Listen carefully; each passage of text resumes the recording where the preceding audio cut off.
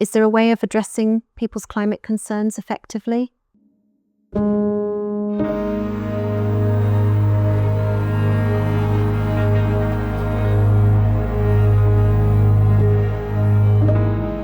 If we're not going to tackle climate change, we will see massive biodiversity loss, we will see loss of habitat, we will see a collapse of Earth's systems.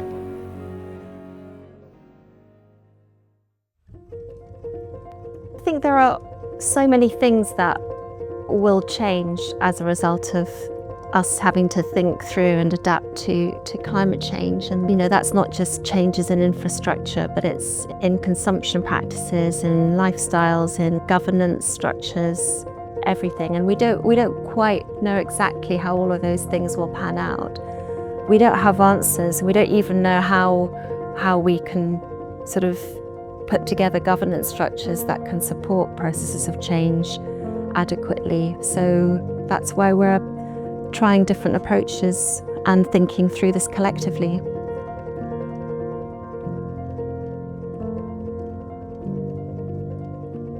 Between October and December 2023, there was a South Yorkshire Assembly on climate, and that produced a set of recommendations. 100 citizens got together over 4 weekends, lots of intense conversations, workshops in that assembly, and we're working in this project on the recommendations that came out of that process. So that's why we've called it Climate ReAssemblies. We're reassembling not just some of the people involved, but the recommendations themselves, and we're rethinking them. Climate assemblies are these really interesting ways to engage the public in climate change policy making. They're a type of deliberative mini-public, which means that randomly selected members of the population, in this case South Yorkshire, come together, learn about a topic, in this case climate change, and then deliberate, talk about in a sort of open and kind of safe environment, if you like, about the issues, and then come up with some policy recommendations. One of the frustrating things about climate assemblies is there's quite a lot of work that goes into it, but there's never enough thought about what happens afterwards and what to do with the recommendations. It's not just why recommendations aren't necessarily followed up, it's who they're followed up with that we wanted to address with this project. So what we did, we conducted 3 workshops in May and June of this year in the LiveWorks studio in Sheffield. We invited people that were actually involved in the Climate Assembly, people that presented at the Climate Assembly, people from community groups that we knew. We were really looking at how to innovate participatory deliberative methods themselves. So how can we rethink and mobilize different, novel, more inclusive forms of participation within deliberative democratic processes? Using design methods, using visual art methods, using creative methods. And we gave people different kind of time frames. So one of them was like a week. So what could you do in a week to implement some cycle lids? What would it look like in 5 years? What would it look like in 50 years? The actual process of making the document is obviously, as I say, a way of getting people to think about the recommendations in action. Is also a way of communicating those policies. It could raise awareness of the process, raise awareness of the recommendations, kind of get people to think of how they could be implemented.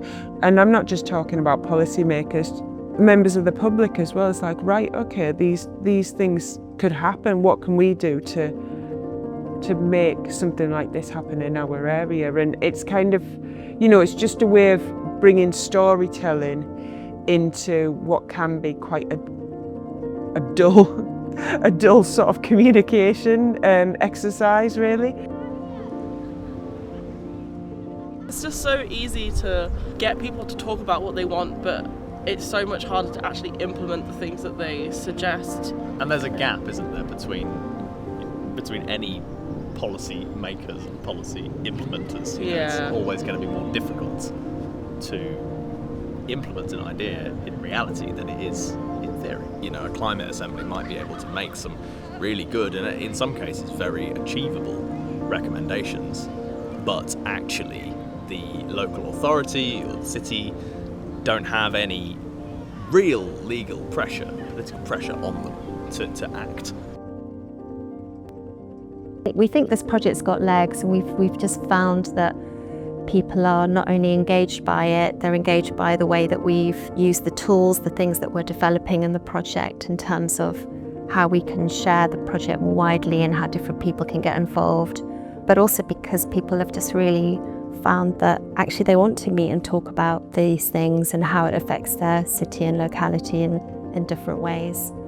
And that's one of the things that's also come out of the project, is that the climate assembly itself happens in a very condensed space of time with a selection of people. And so one of the questions is, what is the follow-on? How can you roll this out to more people? How can you scale it up? How can other citizens be involved in it beyond the time frame of the assembly itself? And how can you keep track of what happens to recommendations? This is a way of making people just completely rethink their lives in the context of changes that they can make. People are maybe, I don't know, too focused on, you know, what we can't do, what's too expensive. But actually, if you put your mind to it, you can really imagine these scenarios where we could be living in a different future. This sort of project can really play a part because it's inviting people to think about what if we did this better? What could a good, thriving life be in a kind of net zero world or sustainable world?